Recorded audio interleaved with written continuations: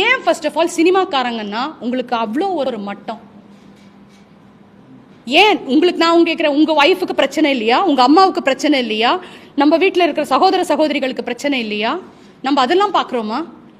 எங்கள் உயிர் ஊசலாடிட்டு இருக்கிற டைமில் என்னை பெட்ஷீட் போட்டு மூடி கொண்டு போய் ஆம்புலன்ஸில் வைக்கும் போது ஃபோட்டோ எடுக்கிறதுக்கு பெட்ஷீட் எல்லாம் கழட்டிட்டு இதோட ஒரு ஃபோட்டோ எடுக்கிறேன்னா ஒரு 2 மினிட்ஸ் அங்கே வந்துட்டு லைஃப் போகிற ஒரு ரீதியில் இருக்கிற ஒரு பர்சன், உசுறு போகிற நிலைமையில் இருக்கிற ஒரு பர்சனை அங்கே ஒரு 2 மினிட்ஸ் நிறுத்திட்டு அவாய்ட் பண்ணுங்க. ஃபோட்டோ இப்போ எடுத்துகிட்டு போங்க. என்ன சார் சமூகத்தில் வாழ்ந்துட்டுருக்கோம் நம்ம? இன்னைக்கு இத்தனை பேர் வந்திருக்கீங்களே, நாளைக்கு ஒரு நல்ல விஷயம் பண்ணும்போது நீங்கள் அத்தனை பேர் என் கூட இருக்கீங்களான்னு நான் பார்க்கணும். நாளைக்கு சமூகத்துக்கு தேவையான ஒரு விஷயம் நான் ஒரு இனிஷியேட்டிவ் எடுக்கிறேன் sir. As a mother, as a woman நான் எடுக்கிறேன், நல்ல ஒரு இனிஷியேட்டிவ் எடுக்கிறேன்.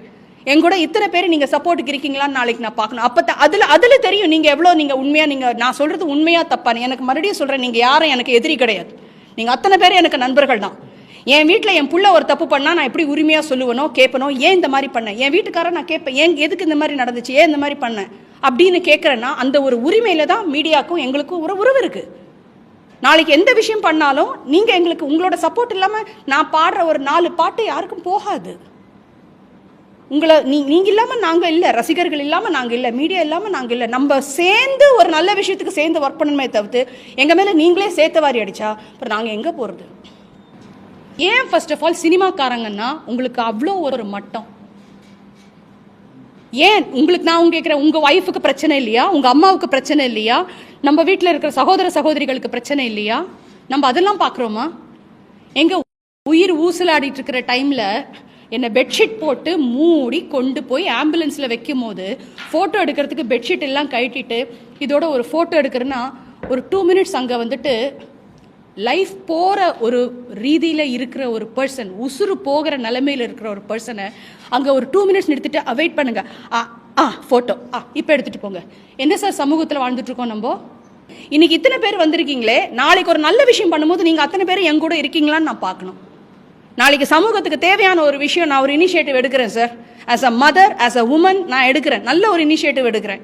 என் கூட இத்தனை பேர் நீங்கள் சப்போர்ட்டுக்கு இருக்கீங்களான்னு நாளைக்கு நான் பார்க்கணும். அப்போ அதில் தெரியும் நீங்கள் எவ்வளோ நீங்கள் உண்மையாக, நான் சொல்கிறது உண்மையாக தப்பான்னு. எனக்கு மறுபடியும் சொல்கிறேன், நீங்கள் யாரும் எனக்கு எதிரி கிடையாது. நீங்கள் அத்தனை பேர் எனக்கு நண்பர்கள் தான்.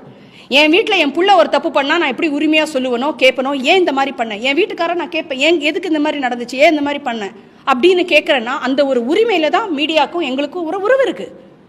நாளைக்கு எந்த விஷயம் பண்ணாலும் நீங்கள் எங்களுக்கு உங்களோட சப்போர்ட் இல்லாமல் நான் பாடுற ஒரு 4 பாட்டு யாருக்கும் போகாது. உங்களை நீங்கள் இல்லாமல் நாங்கள் இல்லை, ரசிகர்கள் இல்லாமல் நாங்கள் இல்லை, மீடியா இல்லாமல் நாங்கள் இல்லை. நம்ம சேர்ந்து ஒரு நல்ல விஷயத்துக்கு சேர்ந்து ஒர்க் பண்ணணுமே தவிர்த்து எங்கள் மேலே நீங்களே சேர்த்தவாரி அடித்தா அப்புறம் நாங்கள் எங்கே போகிறது? சார் இது ரொம்ப ஏன் ஃபர்ஸ்ட் ஆஃப் ஆல் சினிமாக்காரங்கன்னா உங்களுக்கு அவ்வளோ ஒரு மட்டம்?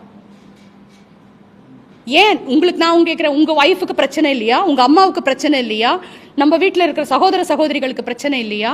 நம்ம அதெல்லாம் பார்க்குறோமா?